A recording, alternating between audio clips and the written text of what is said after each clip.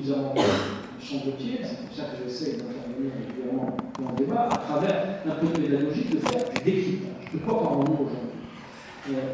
Ma conclusion sera la suivante, en espérant avoir quelques questions de votre part, c'est est-ce que véritablement on a affaire à, comme le disent notamment les tenants d'extrême droite, un islam conquérant qui veut soumettre la France à un ordre musulman?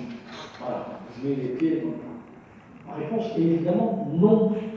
Ces logiques de grand remplacement sont totalement ridicules. Totalement ridicules. Celui qui risque de prendre le pouvoir en France, ce n'est pas un musulman, c'est un militant d'extrême droite, si on devait parler d'extrémisme. Donc, soyons sérieux sur ce sujet-là. Celui qui risque de prendre le pouvoir, parce qu'en France, il y a deux façons de prendre le pouvoir.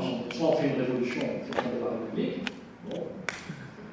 Pour arriver à penser, alors on dit souvent qu'il y a quelqu'un qui l'a pensé, qui l'a dit, qui l'a même écrit, qui serait même brillant, ni sociologue, ni politologue, c'est juste un romancier. J'ai beaucoup de respect pour les romanciers, mais les romanciers n'ont pas les outils pour, aussi brillants soient-ils, pour expliquer que 300 ou 400 000 militants peuvent prendre le pouvoir dans un pays de 70 millions d'habitants. Parce que justement, dans leur pensée, ces romanciers, aussi talentueux soient-ils, ils vous présentent une communauté, les musulmans en l'occurrence, comme un groupe homogène et monolithique. Et moi je vous dis, bon, de grâce, ne leur faites pas cette injure, pensez au moins que les musulmans, comme les autres communautés religieuses, comme les croyants ou non-croyants, sont des êtres humains, des citoyens aujourd'hui aussi divers que la société française et la communauté nationale. Donc, arriver déjà dans une construction intellectuelle à laisser croire qu'en vérité c'est le nombre qui va faire la différence, c'est déjà une première erreur conceptuelle. Ce n'est pas un groupe ni homogène, ni monolithique, ça saurait. Ça saurait, on l'aurait su, notamment à travers ce qui se passe dans le monde arabo-musulman, si c'était un groupe homogène et monolithique, les islamistes auraient tué beaucoup moins de musulmans, forcément. Deux, on aurait eu beaucoup plus de problèmes et je serais certainement pas là pour parler devant vous. Je pense. Comme le diraient certains, j'aurais été rappelé par mes gènes, peut-être. Parce que certains pensent que l'islamisme, c'est dans les gènes aussi. Non, c'est pas dans les gènes. Donc, il faut trouver notre explication. Si ces musulmans ne forment pas un groupe homogène et politique, et si l'islam politique, c'est pas dans les gènes, il faut le traiter comme il est, c'est pour ce qu'il est. C'est une pensée effectivement toxique, c'est comme ça que je le qualifie, j'assume ainsi. C'est un véritable problème qu'il ne faut absolument pas nier, mais l'efficacité qu'on peut lui opposer, qu'on pourrait lui opposer, ne peut qu'être liée à notre capacité à faire un bon diagnostic, à ne pas nous laisser aller à un discours populiste, approximatif, hystérique, alarmiste, etc. Et évidemment, à puiser notre réponse, c'est ma conviction pour le coup, et je l'exprime, à puiser notre réponse dans le corpus démocratique, républicain et laïque, pas dans quelque chose qui serait, je dirais, presque semblable ou similaire à ce que eux produisent. Parce qu'il y a deux choses qu'il faut éviter, me semble-t-il. C'est de considérer que la peur peut être un moteur intéressant pour répondre à ceux qui veulent faire peur, que la colère peut représenter l'architecture d'une réponse idéologique. La colère n'a jamais été un projet politique.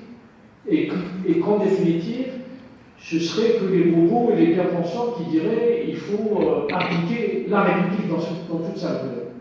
Moi, j'assume d'être peut-être un peu gaucho, un peu bobo, un peu gentil, un peu naïf, et je laisse l'intelligence à des gens qui croient que ça y est, c'est foutu, qu'il n'y a plus rien à faire, et qui en réalité entretiennent une certaine hystérie dans le débat pour pouvoir récupérer à travers la peur des voix, parce qu'on sait très bien à qui profite la peur quand il s'agit de capitaliser ça politiquement.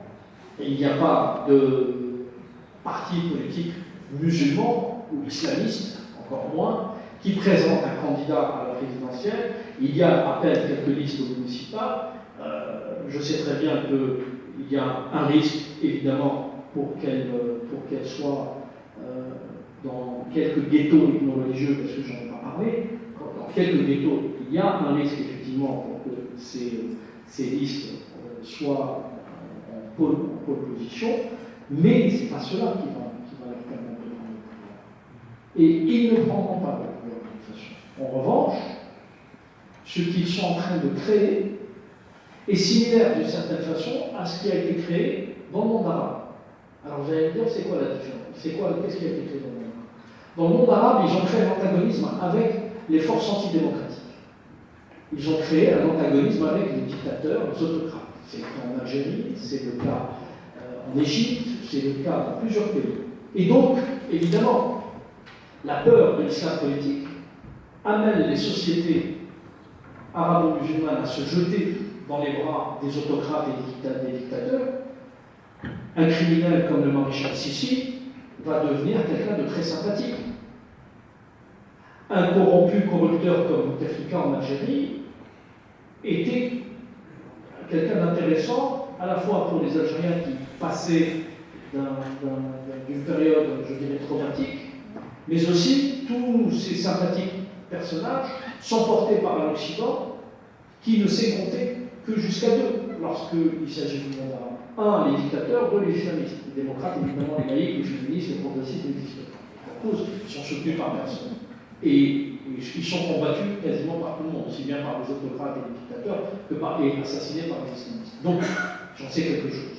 Donc, la question, en fait, le risque pour l'Europe et le monde occidental est similaire. C'est que l'islam politique génère suffisamment de méfiance, de crainte légitime, mais j'insiste, légitime, pour justement amener l'électeur, citoyen électeur, à ne plus penser avec sa tête, mais à penser avec son cœur et ses tripes.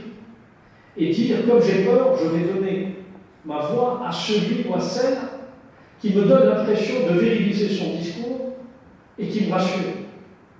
Et c'est comme ça, c'est l'une des raisons, je ne dis pas c'est l'unique raison, c'est l'une des raisons pour lesquelles on voit depuis le 11 septembre une montée des populismes partout en Occident. Donald Trump est une conséquence indirecte des attentats du 11 septembre.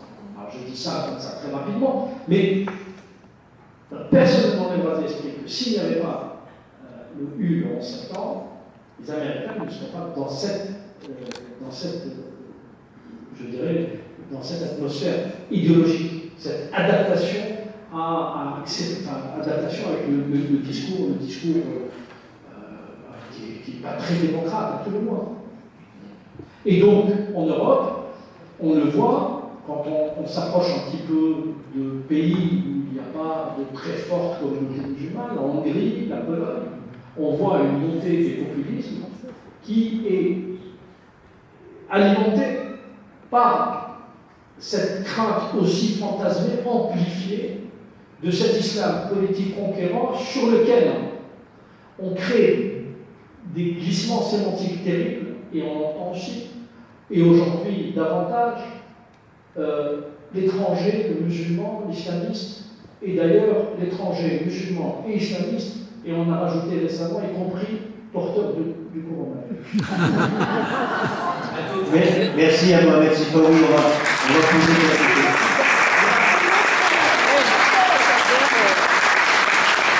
On aurait pu enregistrer cette conférence.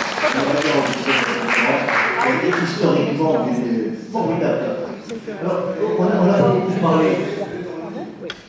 Oui, dans le livre, bien sûr. On n'a pas beaucoup parlé du titre Taqiya, qui est la dissimulation. Vous avez fait allusion au évêque, il y a un terme de soumission. La dissimulation, est-ce qu'aujourd'hui en France, on n'a pas dépassé ce parcours historique? Oui, je disais, Taqiya, ça veut dire soumission.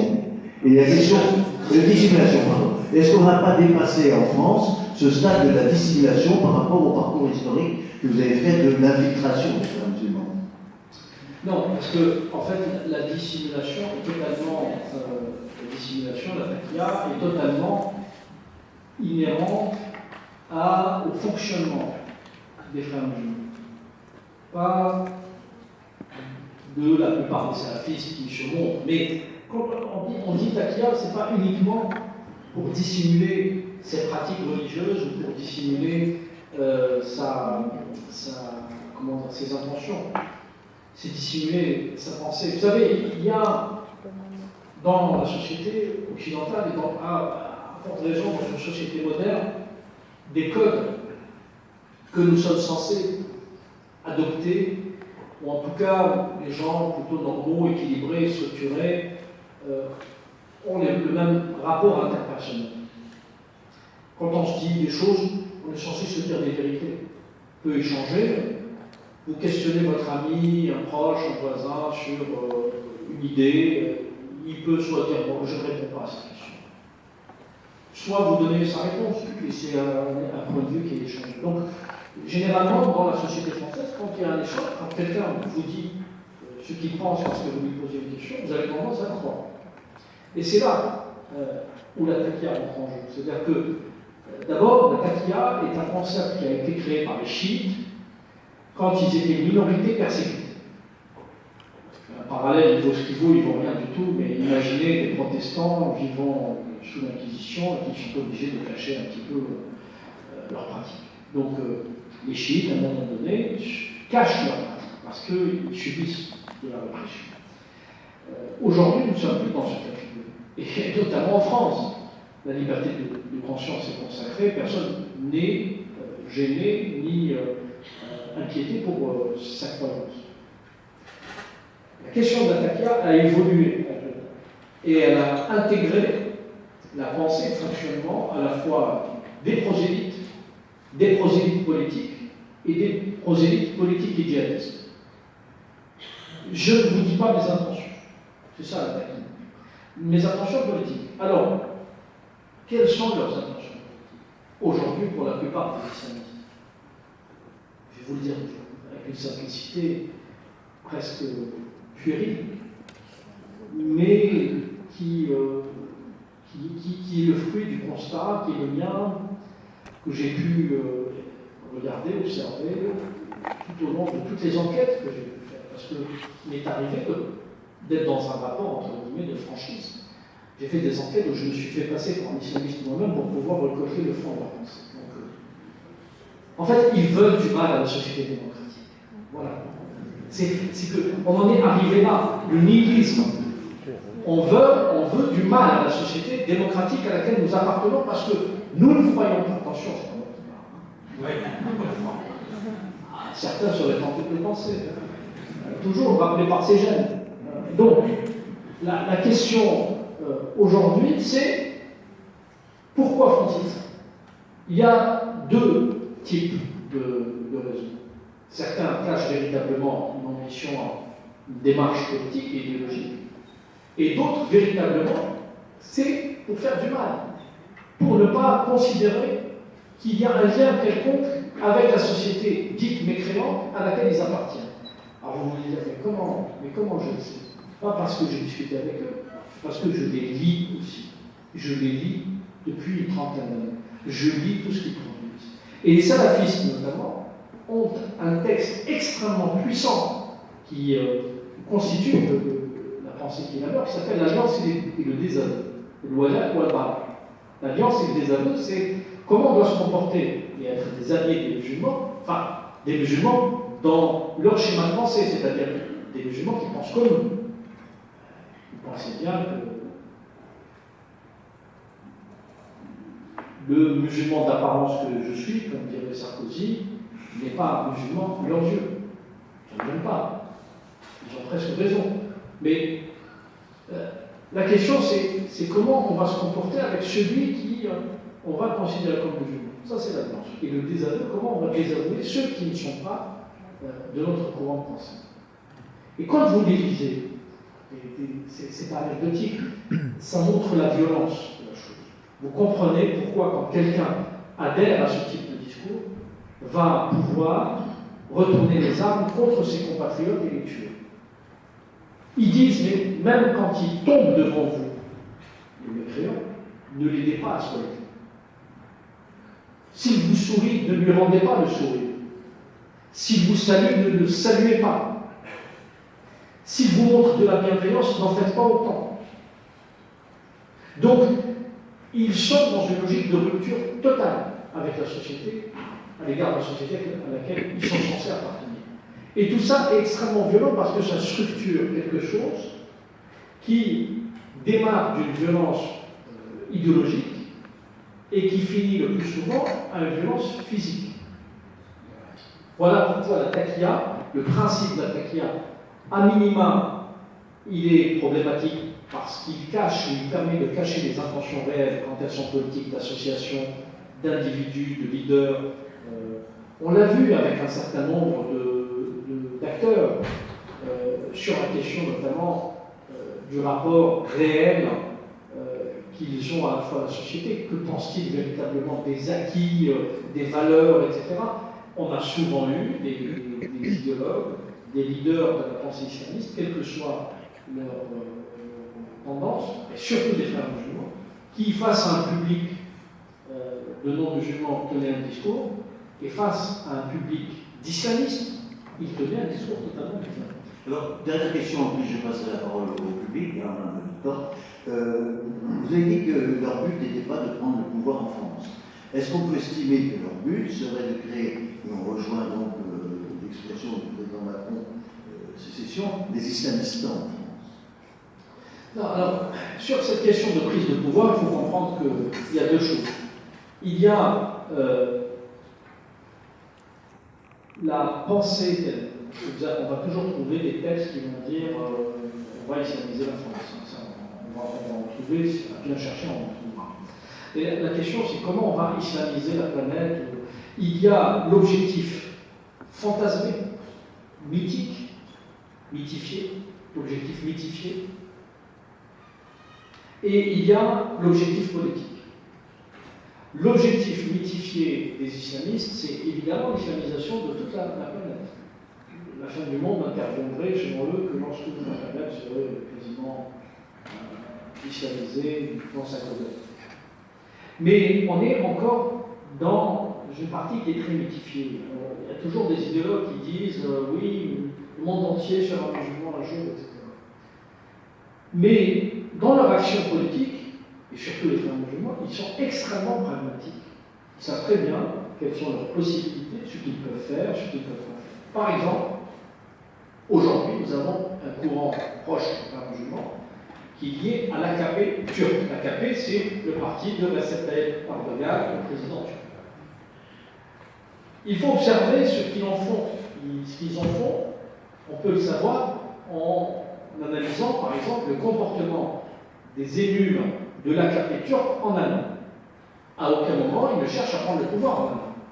En revanche, c'est une force de frottement, comme on dit, considérable, qui gêne terriblement le gouvernement allemand, puisque le gouvernement allemand, aujourd'hui, très souvent, est obligé de composer, et donc de renoncer, y compris à certaines valeurs, etc. C'est ça, c'est arriver, ce que j'appelle souvent, à créer une dynamique toxique qui va fissurer une société. Imaginez que l'islam politique aujourd'hui est capable de créer cette dynamique toxique, d'être constamment capable de gêner localement, dans des ghettos ethno-religieux des maires, par exemple, et les amener, à les forcer à prendre des décisions contraires aux grands principes de la République.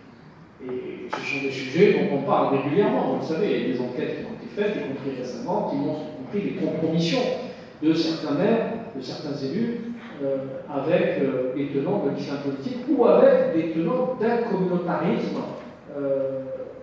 Moi, je n'utilise pas le terme séparatiste parce que, en vérité, surtout, tous les islamistes ne sont pas séparatistes. Il y a des islamistes qui veulent véritablement. Parce que séparatiste, ça veut dire que vous vivez de votre côté, on vit de notre côté. Ça, c'est beaucoup les salafistes. Mais les frères musulmans sont pas du tout dans une logique séparatiste. Au contraire. Les frères musulmans sont dans une logique où on va vous faire, d'une certaine façon, renoncer à certaines de vos valeurs.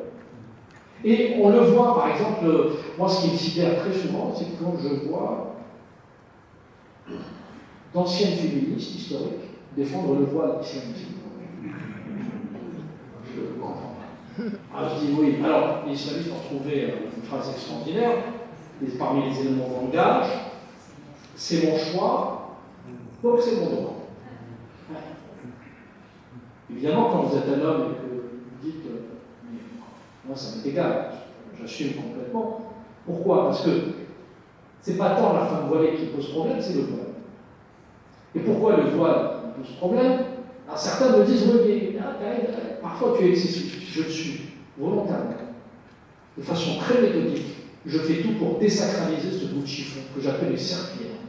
Je ne le fais pas pour l'outrance, je le fais pour apporter un élément de langage contraire qui vise à désacraliser ce bout de tissu que les milieux islamistes ont voulu sacraliser. J'appelle la serpillière. C'est une serpillière où les femmes mettent sur la tête le pied à leur face. Bon.